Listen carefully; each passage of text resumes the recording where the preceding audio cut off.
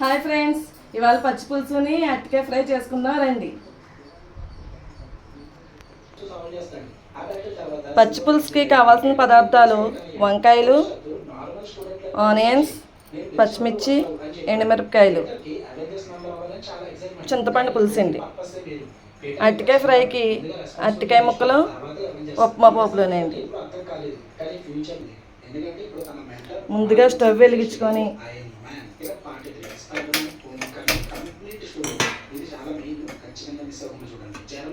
వంకాయ వేయించుకుందామండి. పుల్లలపై అంటే బొగ్గుల మీద ఉంటే ఇంకా బాగుంటుందండి, కానీ మనకు బొగ్గులు దొరకవు కదండి.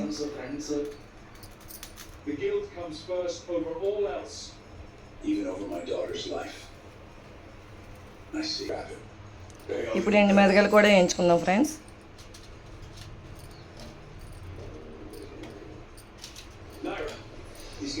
పచ్చిమిర్చి ఇవి కూడా బాగా వేగాలి ఫ్రెండ్స్.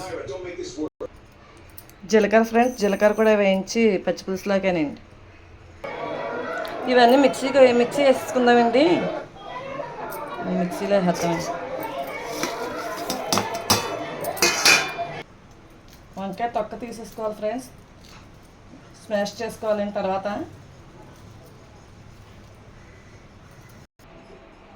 ఇన్ని మిక్సీ చేసుకున్నాం కదండి, ఇది కచ్చపచ్చగానే చేసుకోవాలండి.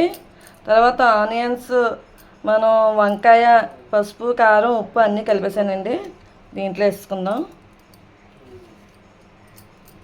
ఆనియన్స్ కూడా వేసుకుందామండి.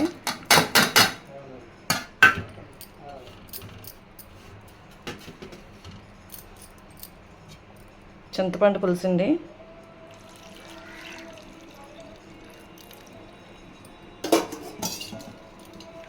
ఇలా మిక్స్ చేసుకోవడమేనండి. టేస్ట్కి తగ్గట్టుగా ఉప్పు చూసుకొని సెట్ చేసుకోవడమేనండి.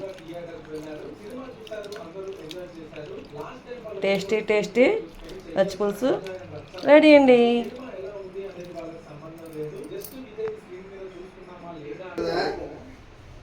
అరటికాయ ఫ్రైకి అండి వేరుశనగగుళ్ళు, నువ్వుపప్పు కొంచెం వేయించుకొని పొడిని చేసుకొని పక్కన పెట్టుకుంటే అండి లాస్ట్లో వేసుకుందామండి.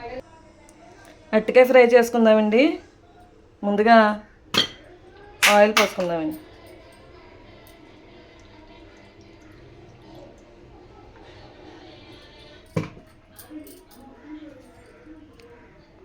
ఉప్మా పోపులు అన్నీ వేసుకుందామండి.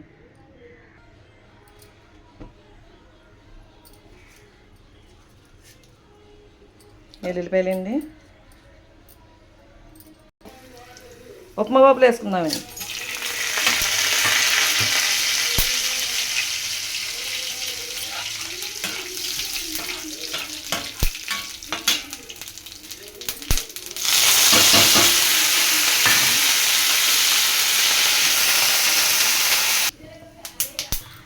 అవి ఎగిపోయినాయండి. అరటికాయ ముక్కలు వేసేసుకుందాం.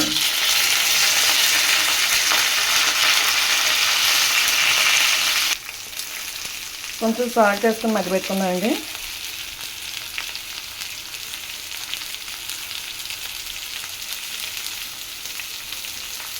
పసుపు కూడా వేసుకొచ్చాం.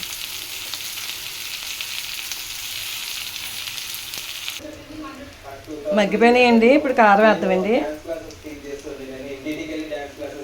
ఒక స్పూన్ కారం వేస్తే సరిపోద్దండి. ఈ పల్లీలుని నువ్వుపప్పు పౌడర్ ఉంది కదండి, అది కూడా వేసుకుందామండి. ఇప్పుడు కొద్దిసేపు కలుపుకొని మనం లిడ్ పెట్టేసుకుంటే అండి చూద్దామండి అయిందా లేదా. అయిపోయిందండి. ఇంక స్టవ్ ఆఫ్ చేసుకుందామండి. టేస్ట్ చేసి చెప్తానండి.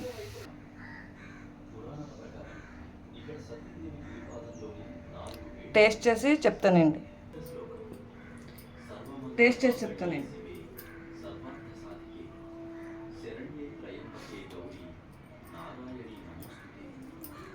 చాలా బాగుందండి.